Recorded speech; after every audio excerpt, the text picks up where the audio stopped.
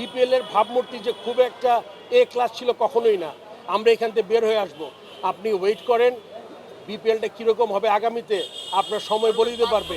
BPL এর একের পর এক লঙ্কা কাণ্ড নিয়ে কথা বলতে গিয়ে টুর্নামেন্টটির বাস্তব মানটাই যেন তুলে ধরলেন বিসিবি সভাপতি ফারুক আহমেদ। সাথে এবারের আসরটা যে দেশের ভাবমূর্তি নষ্ট করেছে সেই দায়ভারের কথাও স্বীকার করেছেন তিনি। দিয়েছেন সামনে আরও ভালো করার প্রতিশ্রুতি।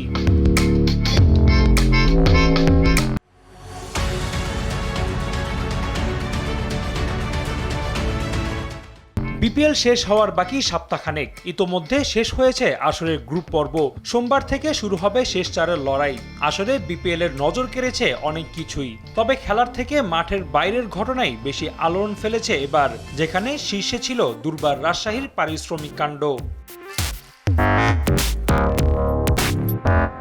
বিপিএল এর সিলেট পর্ব থেকেই একের পর এক বিতর্কের জন্ম দিতে থাকে ফ্র্যাঞ্চাইজিটি, যার চূড়ান্ত পর্যায়ে ছিল পারিশ্রমিক জটিলতায় কোনো বিদেশি ক্রিকেটার ছাড়াই মাঠে নামা, যা বিপিএল এর ইতিহাসে নজিরবিহীন। এমনকি দলটি এখনও ক্রিকেটারদের পাওনা পরিশোধ করেনি। ফ্র্যাঞ্চাইজিটির এমন কাণ্ডই বিপিএল এর ভাবমূর্তি ক্ষুণ্ণ করেছে বলে মন্তব্য করেন ফারুক আহমেদ। রাজশাহীতে যেই কাজ করেছে এর চেয়ে খারাপ কাজ আর করা সম্ভব না একটা দেশের টুর্নামেন্ট শেষ করে দেওয়ার জন্য। বাট আপনাদের বুঝতে হবে আজকে ফেব্রুয়ারি মাসে এসে ব্যাক ইন সেপ্টেম্বরে কি কাজ করা উচিত ছিল বা ছিল না, আমার অপশন ছিল খুব বেশি না। দল বাছাইয়ে নিজেদের ব্যর্থতার কথাও স্বীকার করেন তিনি। কারণ হিসেবে দাঁড় করান সময় স্বল্পতার। তাতে ফুটে উঠে টুর্নামেন্টের ধারাবাহিকতা রক্ষা করতে গিয়ে সম্মান বিসর্জনের কথা।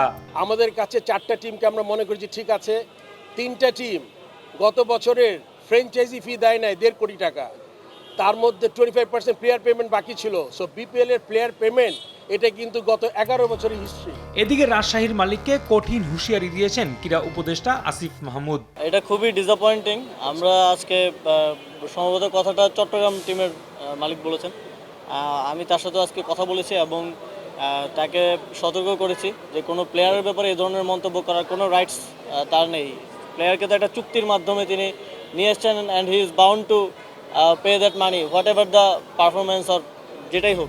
এত কিছুর মাঝেও বিপিএলে ছিল কিছু ইতিবাচক দিক, যেখানে দর্শক উপস্থিতি, উইকেটের রান ছিল অন্যতম। সেটাই আপাতত তৃপ্তির ঢেকুর। আসিফ মাহমুদের কণ্ঠেও ছিল সেই উচ্ছ্বাস।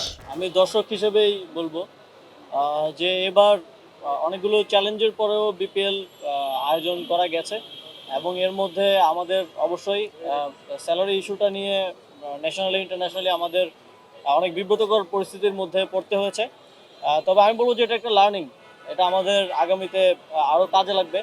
বাট এবার কিছু ভালো জিনিস, যেটা এই যে অনলাইন প্ল্যাটফর্মে টিকিটটা যাওয়া, আমি বিসিবিকে অনুরোধ করবো যে এটা আরও বেশি পরিমাণ, যাতে 80% যাতে আমরা অনলাইনে চলে যেতে পারি, যাতে করে স্বচ্ছতাটা থাকে, ব্ল্যাক না হয়। এটা একটা পজিটিভ দিক হয়েছে এবার। এবং মাঠে রান হচ্ছে, মিরপুরে রান হচ্ছে, এটা একটা আমি মনে করি পজিটিভ দিক। মিরপুরে তো আমি দর্শক হিসেবে কখনো এরকম রান হতে দেখি নাই। রাফি আমিন, RTV।